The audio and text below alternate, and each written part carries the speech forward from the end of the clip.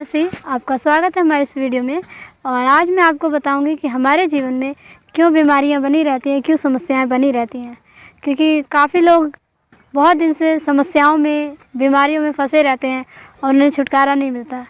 तो जब हम नए नियम से वचन पढ़ते हैं, याकूब की पत्री जब हम 4 अध्याय के 13 पद में पढ़ते हैं, तो वहाँ वचन हमें स्पष्ट रूप से ये बताता है कि यदि तुम में कोई रोगी है तो यदि तुम में कोई दुखी है तो वह प्रार्थना करे, और यदि तुम आनंदित हो तो स्तुति और भजन गाओ, और यदि तुम में कोई रोगी है तो अपने कलीसिया के प्राचीनों को बुलाओ और वे रोगी के सर पर तेल मलकर प्रार्थना करेंगे और उससे रोगी चंगा हो जाएगा। परमेश्वर उसे उठाकर खड़ा करेगा और उसने जितने पाप किए हों वो सारे पाप क्षमा हो जाएंगे।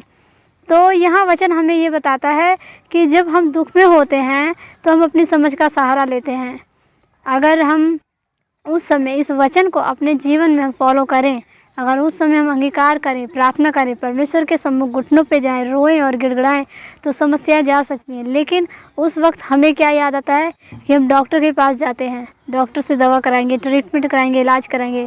जब हम थक जाते हैं, जब हमारे पास पैसों की कमी हो जाती है, पूरी तरह से हम जब एकदम खल्लास हो जाते हैं, लास्ट में हम निराश हो जाते हैं, उस वक्त हमें याद आता है कि प्रभु आज हमें छुटकारा दे।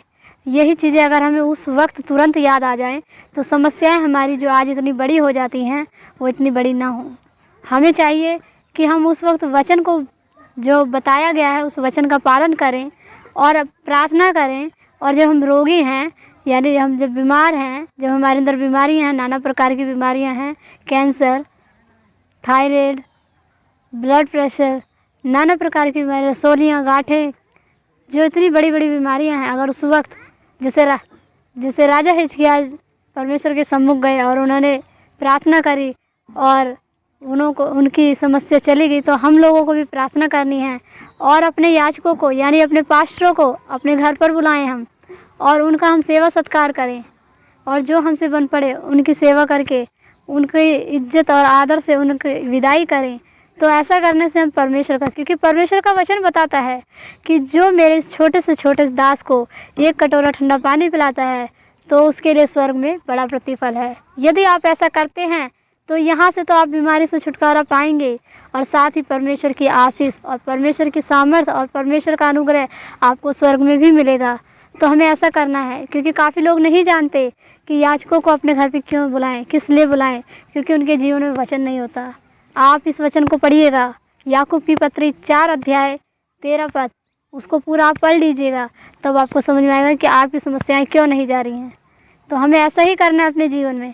यदि हम ऐसा करेंगे तो जो आज इतनी बीमारियों में हम लोग पड़े हुए हैं, फंसे हुए हैं, तो वो सारी की सारी बीमारियां हमें छोड़कर चली जाएंगी। क्योंकि शैतान हमें यही चाहता है कि हम वचन से हट जाएँ।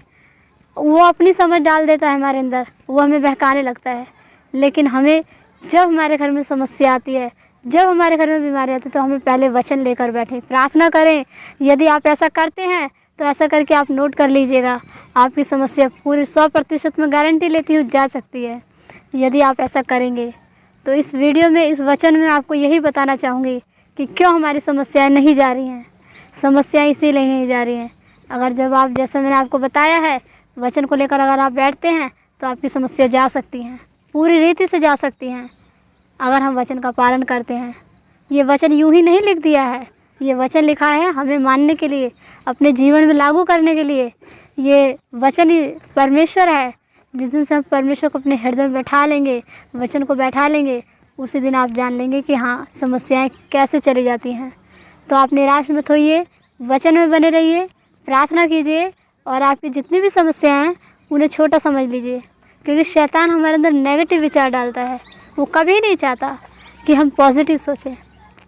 जिस दिन से आप पॉजिटिव सोचने लगेंगे, सकारात्मक सोच आपकी बन जाएगी, उसी दिन से आपको अपनी समस्या छोटी से छोटी लगेगी और उसी दिन आप छुटकारा पा जाएंगे। तो इस वीडियो में आपको इतना ही बताना चाहूँगी। अगली वीडियो में मिलूँगी इसी तरह परमेश्वर के सुसमाचार के साथ, परमेश्वर की महिमा के साथ। तब तक के लिए जय मसीह।